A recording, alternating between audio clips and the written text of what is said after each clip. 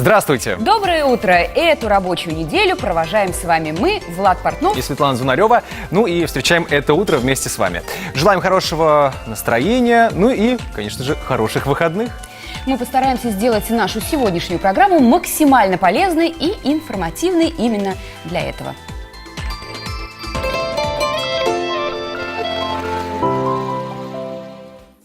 Форма – простые упражнения для бодрости духа и тела. Приятного аппетита! Готовим быстро и просто. На заметку – советы, которые пригодятся каждому. В России началась организация национальной методики краш-тестов на автомобили. Наши стандартные будут включать фронтальный и боковой краш-тесты, а также тесты системы активной безопасности, курсовая стабилизация системы предотвращения ДТП, адаптивный круиз-контроль, ну и так далее.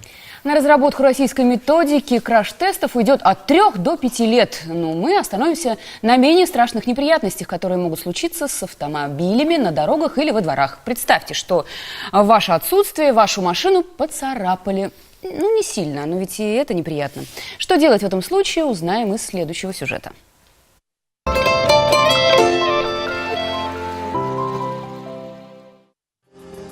Поцарапанная ваше отсутствие машины. И как обычно, никто ничего не видел и не слышал. Вечером я поставил свою машину около дома, и с утра выйдя, я увидел повреждение на своем автомобиле.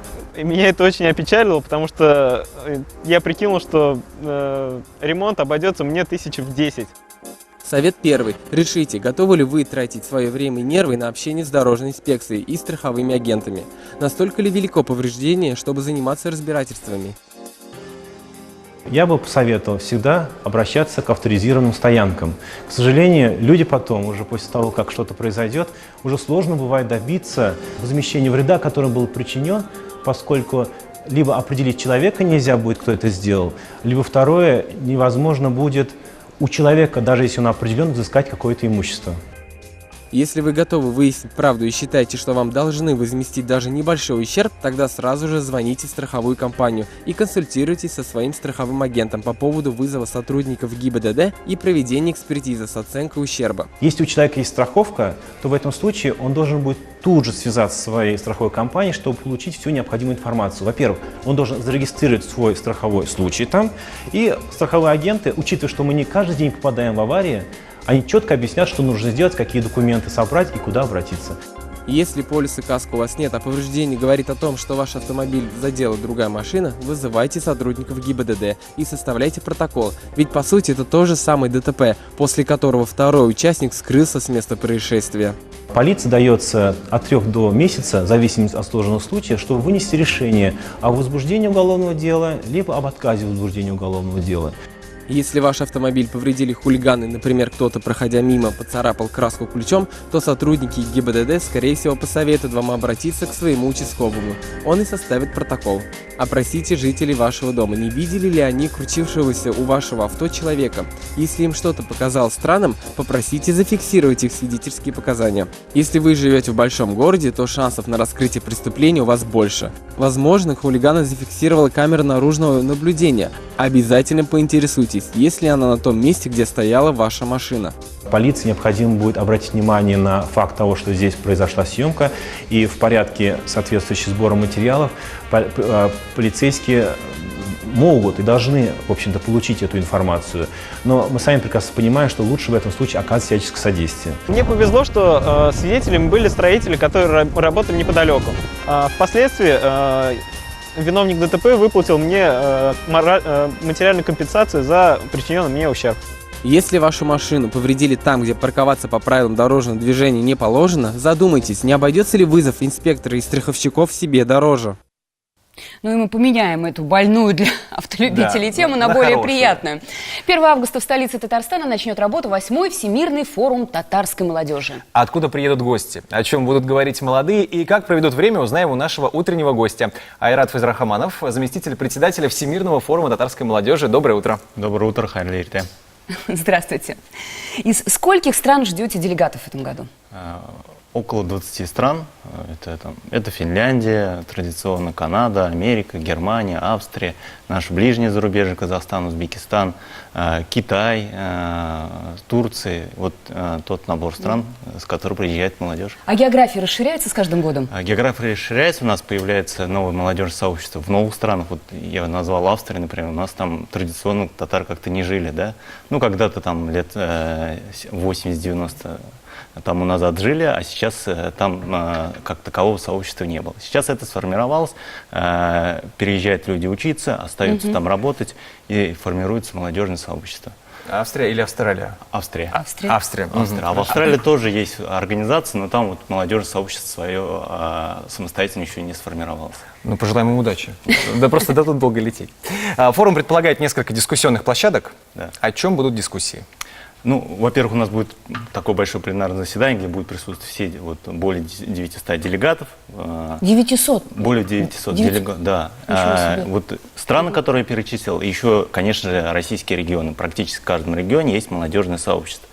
Вот. Мы обсудим самые такие насущные вопросы по образованию, школы, университет на национальном языке, на татарском языке, это тоже очень важно.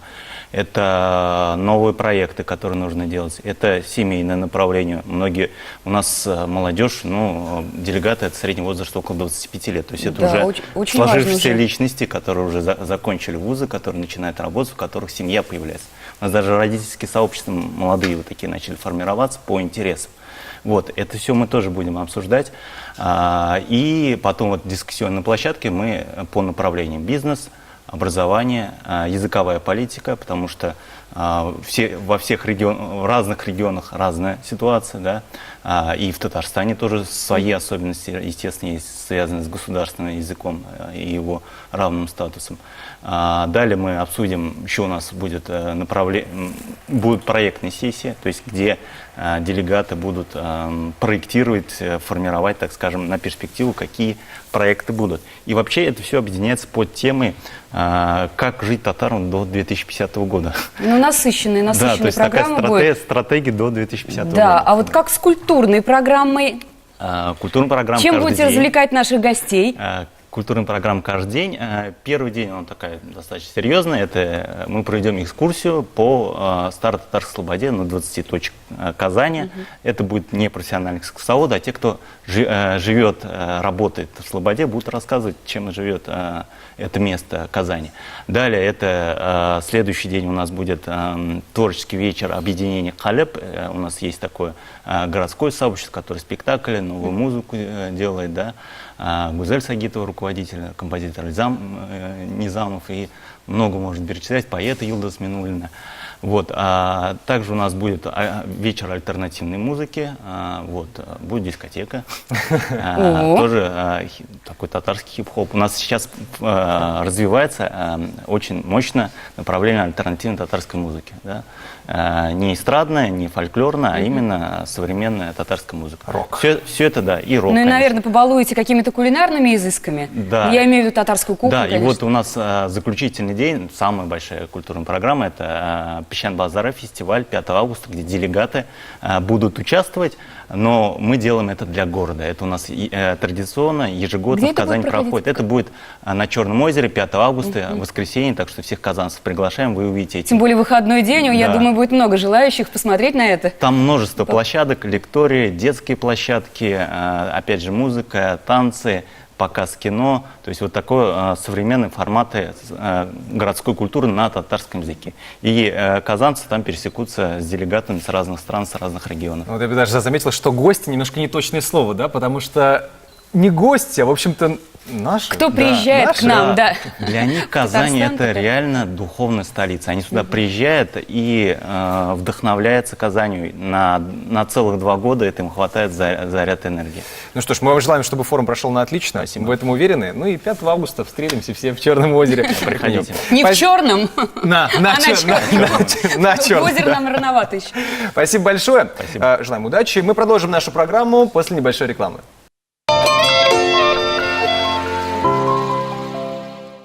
Здравствуйте, и мы приступаем к прогнозу астрологов на сегодняшний день. Итак, Овну звезды сегодня сулят много разных контактов, как делового, так и романтического плана. Ну, помним, что пятница. Главное, не перепутайте, кто вам реально друг, а с кем придется работать в одной команде, что тоже неплохо.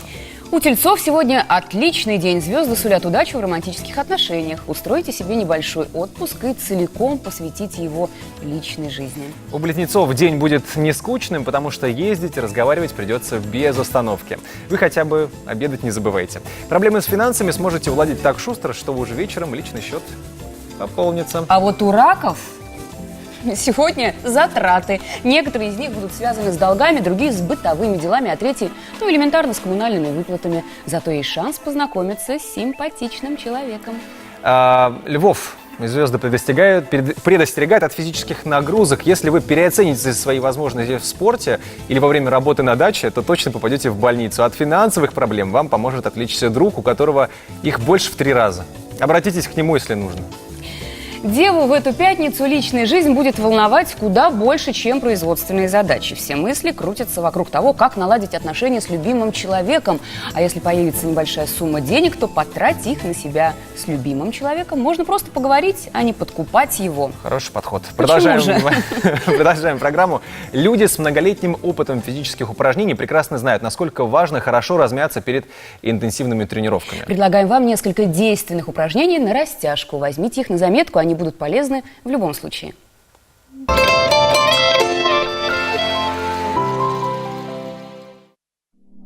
Перед выполнением упражнений на растяжку обязательно разомнитесь. Каждое движение необходимо выполнять плавно, сохраняя ровное дыхание. В момент максимального растяжения делайте глубокий вдох или слегка задерживайте дыхание. Выпрямите одну ногу, носок натяните на себя. Вы сразу почувствуете, как натянулись подколенные связки и задняя сторона бедра. Руки опустите перед собой на пол. Сделайте аккуратный переход с ноги на ногу. Выполняйте в течение 1 минуты.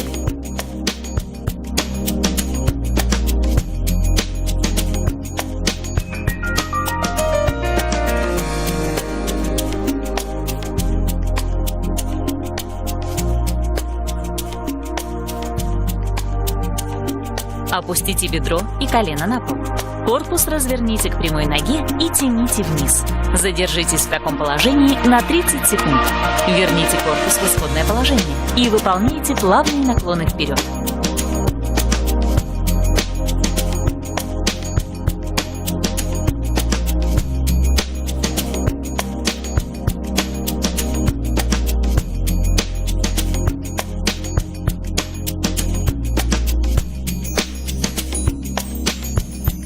Одну ногу опустите на бедро другой ноги. Колено согнутой ноги стремится к полу. Носок прямой ноги тяните на себя. Сделайте 8 наклонов корпуса к прямой ноге.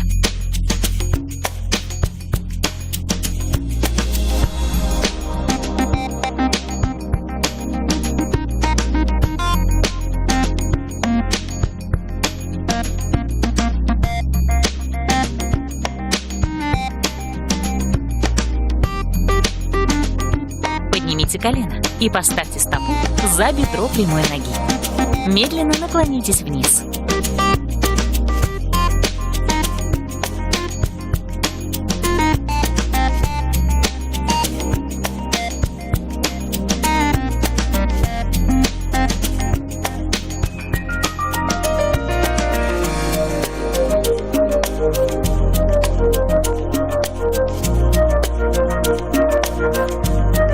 Выпрямите обе ноги. Затем подтяните одну ногу к себе, обхватите стопу обеими руками и медленно выпрямите. Задержитесь в таком положении на 30 секунд.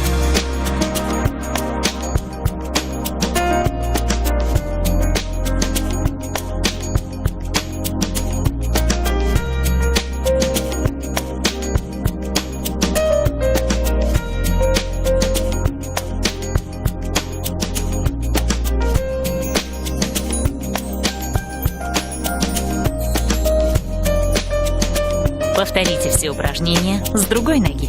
Будьте гибкими, будьте в форме. Ну, позанимались, а теперь можно и поесть. Да, размялись с утра. Поговорим о белковой диете. Она стала крайне популярной среди множества диет.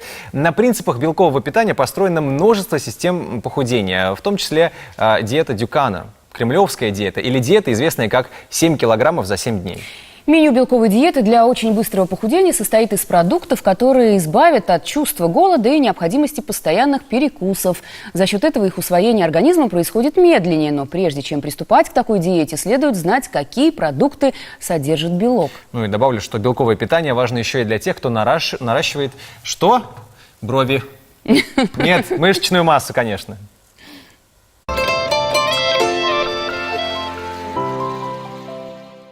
Те, кто занимается спортом, знают, что белок – необходимый для организма элемент, без которого невозможно набрать мышечную массу и сформировать красивую фигуру.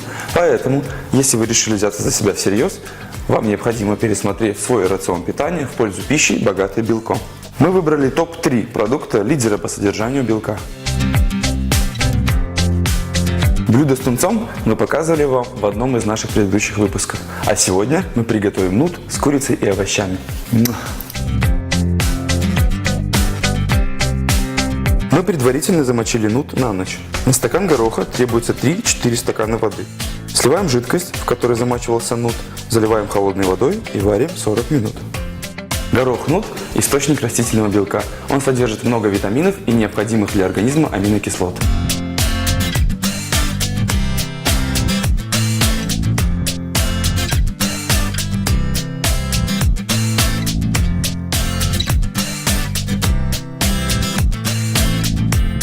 Разогреваем в сковородке каплю масла и сперва добавляем куриное филе и ваши любимые специи. Присоединяем овощи, пассируем несколько минут на медленном огне до прозрачности лука.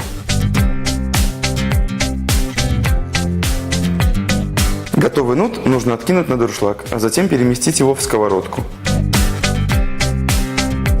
Добавьте немного воды для того, чтобы довести нут и мясо до готовности. Тушить нут с курицей и овощами нужно примерно 10-15 минут на слабом огне, чтобы горох стал мягким, а овощи нежными.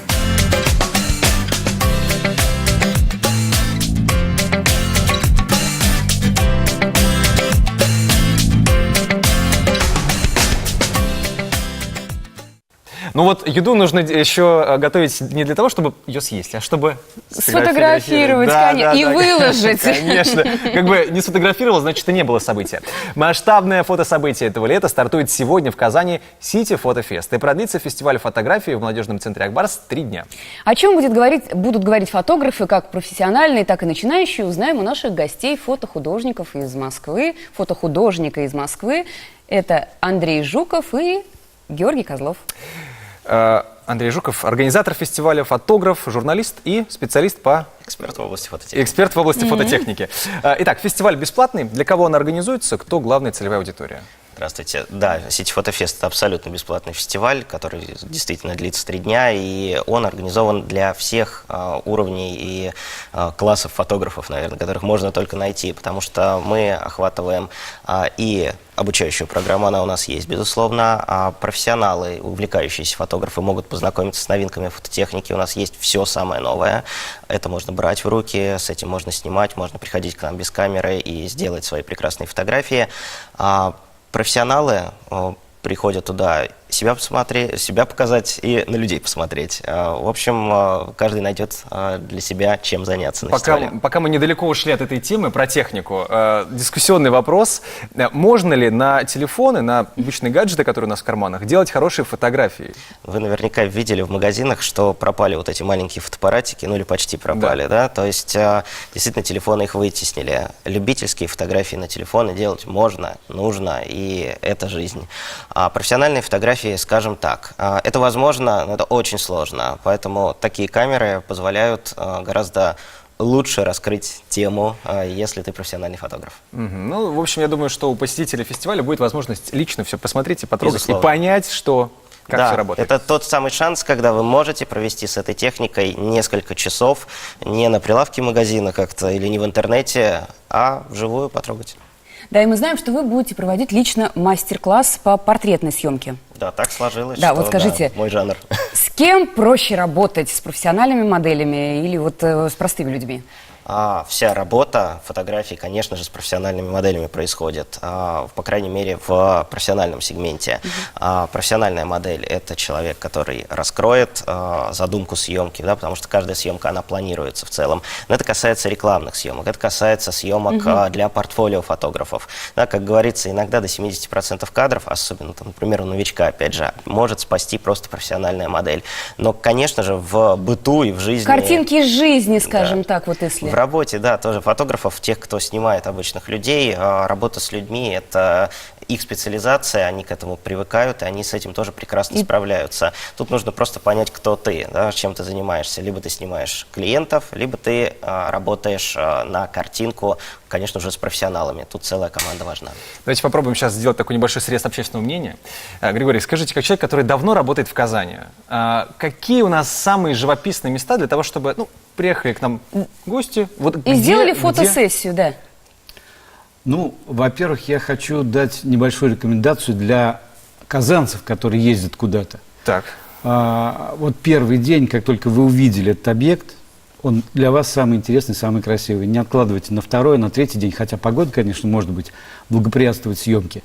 Но первый день – это первые впечатления. Почему, кстати, гости города снимают самые интересные объекты в нашем городе, а не казанцы? Именно потому, что у них новые глаза, новые впечатления, новые… Незамыленный взгляд, Незамыленный взгляд, совершенно правильно. Ну и если говорить о том, что в Казани интересного, конечно, архитектура города разноплановая, конечно, Казанский Кремль, хотя его сняли, пересняли уже по-разному. Конечно, это наше главное достоинство города, это большое количество воды, это Волга, Казанка, Булак, Кабан с его первым, вторым, третьим кабаном. В общем, вот эти все виды. Ну и жители города на фоне вот этого интересного города, это наши объекты. Давайте попробуем сейчас еще и незамыленным взглядом посмотреть. Андрей, вы что-то приметили себе уже в Казани? Больше того скажу, вот совершенно правильно коллега сказал, что незамыленный взгляд. Сейчас появилась вот техника, мы говорим про нее. Появился новый формат фотографии, это дроны, да, с которых можно очень круто посмотреть на город, на достопримечательности с той точки зрения, с которой еще никто их не снимал, никто еще, кроме птичек, не видел. И это всегда захватывающе, это всегда необычно и здорово. И сейчас, если взять любые фотопремии современные, то побеждают в основном фотографии, снятые оттуда, с тех ракурсов, которые ни один фотограф просто так с земли снять не может. Поэтому дронофотография сейчас вот как раз прям открывает всем, открывает всем глаза, но аккуратней, до конца чемпионата мира, и вот его эхо летать, конечно, в городах нельзя. До 25-го, по-моему. Ну хорошо. В общем, если что, помним, что с высоты птичьего полета самое классное. Давайте еще раз напомним, когда и где проходит фестиваль. Напоминаем, что вход свободный. Это с сегодняшнего дня? Да, начиная с сегодняшнего дня, уже с 10 утра откроется регистрация, продлится и весь день, и сегодня, и завтра, и послезавтра, все выходные. Тем более, да, вот все выходные я тоже хотела уточнить, что замечательная возможность. Декабристов 1 будет проходить, двери открыты совершенно для всех. Будем ждать всех. Уверен, что будет огромное количество посетителей. Да, у нас очень много зарегистрировалось. Надеюсь, зарегистрируются и зрители. Но мы уверены, что все прокачают свой уровень. Вам больше хороших работ, хороших фотографий, которые радуют и вас, и, в общем-то, тех, кого вы запечатлеете на них. Ну а мы сейчас устроим еще одну минутку искусства. Поговорим про искусство. У нас есть небольшой розыгрыш. Коллеги, тоже можете подумать, кстати, над этим вопросом. Возможно, вы первые дозвонитесь и ответите. Итак, внимание, билетик на колесо обозрения вокруг света у Ривьеры. Кстати, там шикарные виды. Да, это тоже стоит учесть.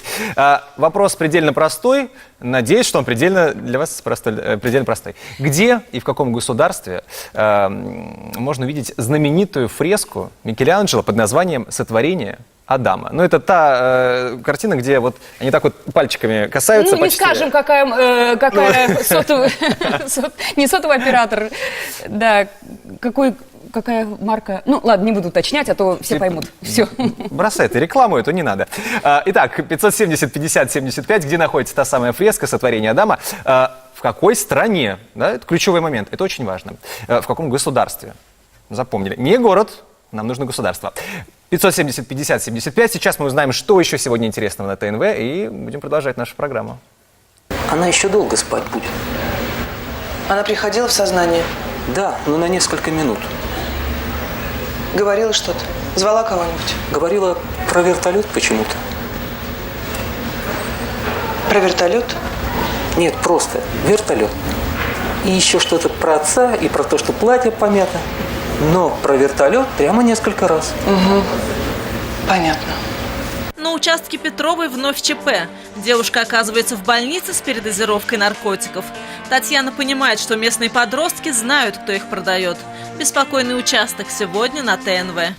Летом город продолжает жить. Насыщенно и творчески. В этой программе расскажем, что увидели казанцы и гости Казани на фестивале болельщиков ФИФА. ДК сегодня в 14:15. Сергей, я знаю, что получить Анселей – это мечта твоей юности. Но я даже готов допустить, что с твоей помощью это открытие по зубам современной науки. События происходят в 20-е годы во время гражданской войны, на угольных шахтах купца Стасова и в 70-е в Институте прикладной биохимии. Академик Юрошев открывает новые химические элементы, но испытания их раз за разом уносят жизни и здоровье близких ему людей. Трагедия человека и ученого. Фильм «Открытие». Сегодня в 21:00 на ТНВ. Итак, еще раз всем доброе утро. Продолжаем нашу программу. И сейчас узнаем, где же находится та самая фреска с творения В каком Адама. государстве? Да, и у нас есть ответ. Алло. Здравствуйте. Здравствуйте. Давайте познакомимся. Людмила. Очень приятно, Людмила. Ну, ждем от вас, надеемся, правильного ответа, Людмила. Эта фреска находится в государстве Ватикан, в капелле. В какой? капелле. Ой. Ой, Ну, в Сикстинской капелле. даже просится нас. Да, вот именно. Ну, мы прощаем вашу это немножко забывчивость. И все-таки этот приз замечательный достается вам, поэтому поздравляем. Спасибо большое. Спасибо вам. Сейчас реклама небольшая, потом продолжим. У нас еще много интересных тем.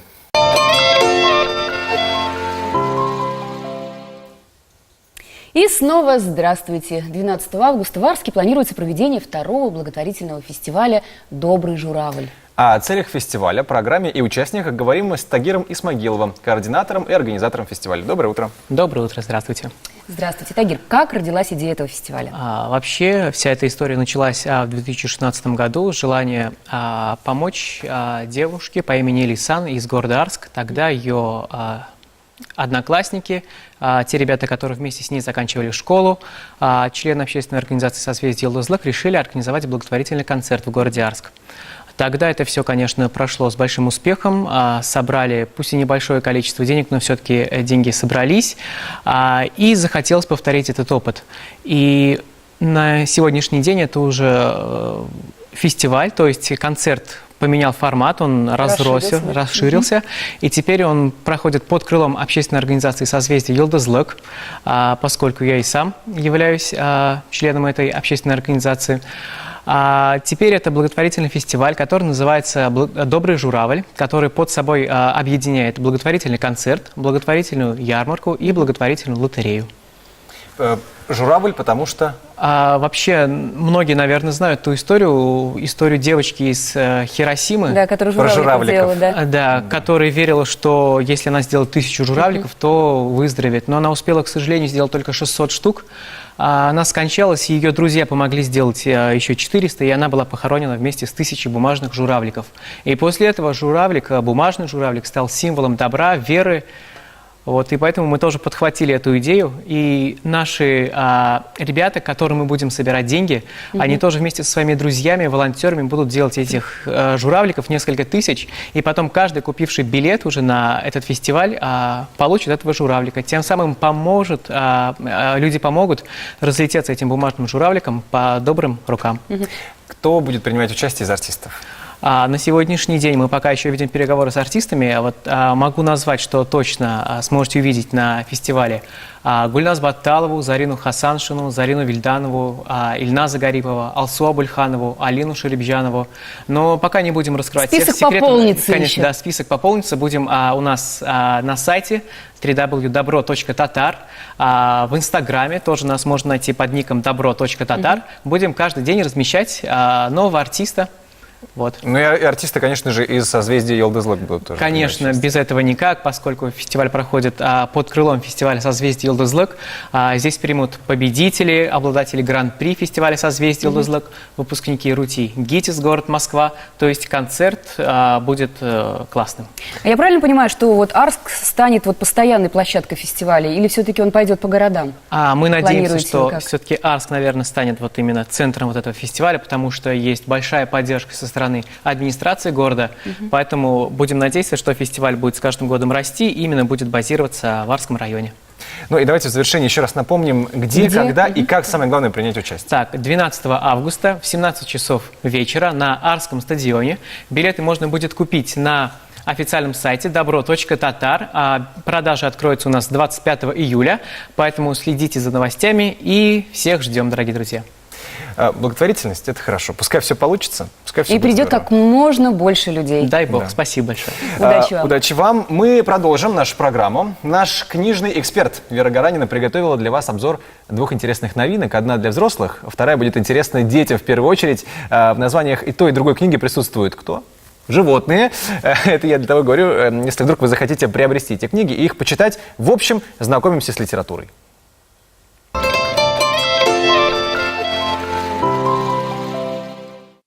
Когда мы произносим фамилию Грин и говорим, что это писатель, то сознание нас моментально отправляет к алым парусам, к романтическому чтению. Сегодня я вам хочу представить нового писателя с такой же фамилией Грин. Зовут его Джон.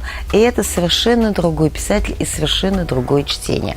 Я вам хочу представить книжку, которая называется «Черепашки и нет им конца» Джона Грина.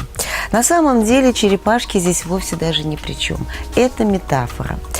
Мы ее легко можем заменить на более привычную нам. У каждого в голове свои тараканы. Сюжет книги детективный. По крайней мере, начинается он с детектива. Пропадает миллиардер. И тем, кто найдет миллиардера, объявлено хорошее вознаграждение. Так Аза Холмс вместе со своим другом отправляются на поиски миллиардера. Но сюжет этот прописан весьма слабо. В конце книги он практически затухает, и все внимание автор сосредотачивает на главной героине, на Азе. Эта девушка психически больна. Но нельзя сказать, что она больна настолько, что совершенно неадекватна. Нет, она адекватная, она как бы и нормальная. На самом деле она просто постоянно занимается самокопанием. Мне кажется, у главной героини совершенно не случайно фамилия Холмс, потому что она все-таки действительно ведет расследование. Вот. Но все же главное здесь то, что она постоянно входит в противоречие сама с собой. Не уверена, что эту книгу надо читать всем, но если вы ее начнете читать, то вы точно поймете, что она необычная, оригинальная, и, возможно, вас это привлечет в ней. Джон Грин. Черепашки и нет им конца. Кролик Питер. Замечательный мультипликационный персонаж. И, наверное, совсем немного найдется людей, которые готовы назвать автора книги, по которой снят этот мультфильм. Джон Поттер. Замечательная английская писательница, которая прославилась своими сказками о лесных зверюшках. Кролик Питер живет в норке под холмом и частенько украдкой пробирается в фермерский сад для того, чтобы полакомиться там фруктами и овощами. Но кому это может понравиться? Между тем, все наши симпатии на стороне кролика. Нам нравится этот неугомонный, этот смелый, находчивый, в чем-то, наверное, вороватый, сказочный персонаж. Это книга о жизни лесных обитателей в мире людей. А лучше всего читать эту книгу вместе, родителям и детям. Эта книга, называется она «Кролик Питер», автора Джон Поттер. Эта книга сближает поколения. Но еще минуту вашего времени мы займем рассказом о животном, а конкретно об овчарке. Австралиец Дэниел Браун опубликовал видео, на котором его овчарка Кобби бегает от него с камерой в зубах. По словам Дэниела, собака просто отобрала у него палку, на которой была закреплена камера. Ну и, собственно, получилось вот такое кино. 20 минут она бегала от своего хозяина, не подпуская его к себе. Ну вот что получилось. Отличный кадр. Отличный кадр. Лучший, который только может быть.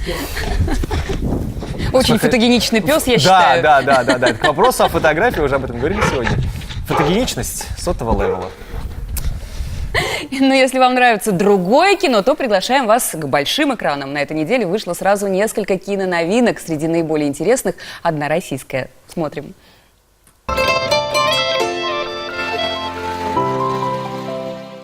Если вам когда-то понравился фильм «Волк с Уолл-стрит», то можете посмотреть эту премьеру. Она примерно о том же.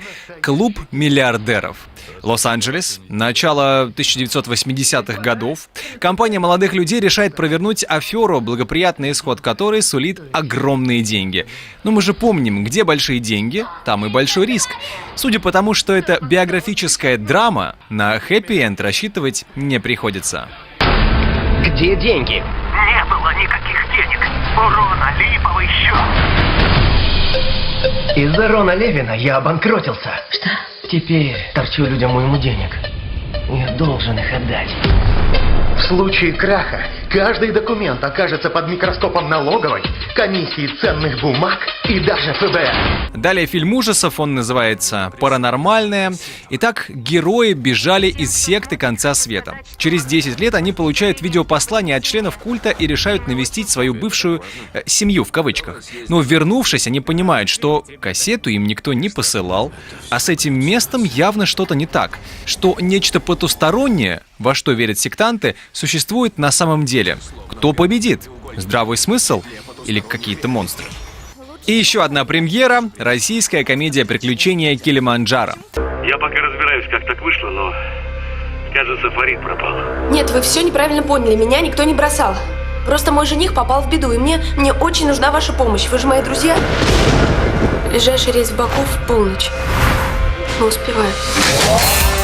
Цель приезда. Девушка замуж хочет. Итак, целая свадебная тусовка будет искать в Азербайджане потерявшегося жениха.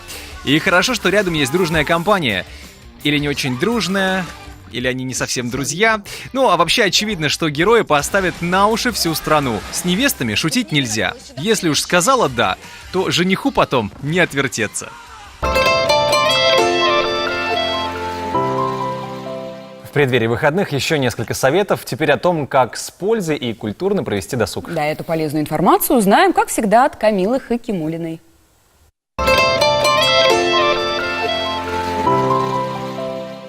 Всем привет, с вами Камила Хакимуллина. Сегодня 20 июля, пятница. Приготовьтесь услышать рассказ об интереснейших мероприятиях, которые пройдут в нашем городе в пятницу и в выходные. Смотрим! Комедия «Арт». Сумасшедшая покупка картины врачом-дерматологом Сержем приводит его друга Марка в ярость и отчаяние. Этот абсурдный конфликт пытается разрешить их третий товарищ Иван. Но вместо того, чтобы примирить друзей, он сам становится объектом насмешек. В результате под ударом оказывается и его скорая свадьба, и их 15-летняя дружба. В Казани проходят бесплатные кинопоказы в Горкинско-Аметьевском лесу, приуроченные к чемпионату мира по футболу. Сегодня вас ждет фильм «Роналду против Месси». Не упустите возможность посетить эти мероприятия сегодня вечером. Но это еще не все, продолжайте нас смотреть. Ведь в следующих сюжетах вы узнаете, что предлагает наша рубрика для того, чтобы ваши выходные прошли не менее интересно. Поехали! Спектакль «Golden Boys» в эту субботу в Казани. 6 безработных друзей тщетно пытаются найти работу. У каждого семья, а работы нет, потому что закрылся единственный металлургический комбинат в городе. Но на глаза им попадается объявление о том, что за вход в бар, где показывают мужской стриптиз, каждая дама должна выложить $200.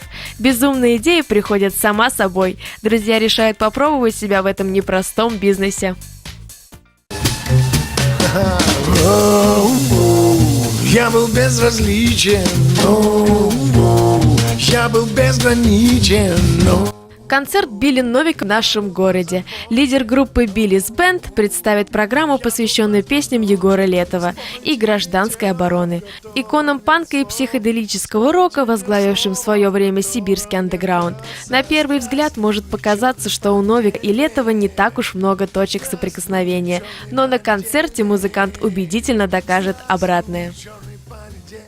Богатой на события выдалась неделя. Надеюсь, увидимся и на следующей. Ведь благодаря нашей рубрике каждый найдет себе занятие по душе. Всего вам доброго и прекрасных выходных. Ну а мы завершаем прогноз астрологов на сегодня. Итак, гороскоп не пугает, а предупреждает весов о том, что день пройдет под знаком «Осторожно». Это будет касаться всего, чем вы решите заняться. Даже если надумаете передвинуть мебель или покормить животных в зоопарке, будьте внимательны. От поездки на дальние расстояния тоже следует отказаться. И в клетку к тиграм не заходите. Ну, логично. Скорпионы, вас ждет приятный сюрприз. Вам окажет знак внимания человек, которому вы давно симпатизируете. Появится возможность для дальнейшего карьерного роста. Рациональность и прагматичность будут способствовать получению солидного денежного дохода. Стрельцы, отложите на пару дней самые сложные дела. Не участвуйте в спорах с коллегами. А как не участвовать в споре с коллегами? А как решить, кто лучше, Роналду или Месси? Так, ну а если любимый предложит провести романтичные выходные, тогда не отказывайтесь от этой идеи. Козероги, те из вас, кто долгое время страдал от неразделенных чувств и безуспешно искал вторую половинку, знайте, что ваше время пришло. Но если хотите чего-либо добиться, действуйте мягко. Мягкая ну сила. А как же? Лаской. Да. Водолеи, не давайте рутине снизить градус вашей любви. Сейчас хороший момент для плодотворного общения. Вам встретятся люди, которые охотно разделят ваши увлечения и станут настоящими друзьями. Ну а влюбленным рыбам сегодня совет такой. Не пытайтесь переделать избранника, ведь это так здорово каждый раз открывать друг в друге что-то новое. Сейчас, чтобы наполниться новой энергией, лучше всего побыть с семьей, навестить родственников и вспомнить детство. Ну все, со звездами разобрались. Про погоду. Сегодня в Казани облачно с прояснениями. Температура около 25 градусов. Без Возможен. Нет. Все-таки возможен дождь, но погода он очень мало вероятен. Да, но он будет легкий и, я бы сказал, приятный даже. На ближайшие выходные примерно так же. Плюс 25, облачно с прояснениями. Временами, возможно, небольшие дожди, но это даже, наверное, и к лучшему. Это все, что мы успели вам рассказать сегодня. Ну а вот что вас ждет в понедельник.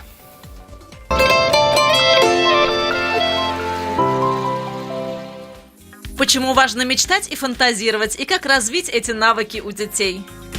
На здоровье, что такое мигрень и как ее лечить. Приятного аппетита! Готовим салат капреза.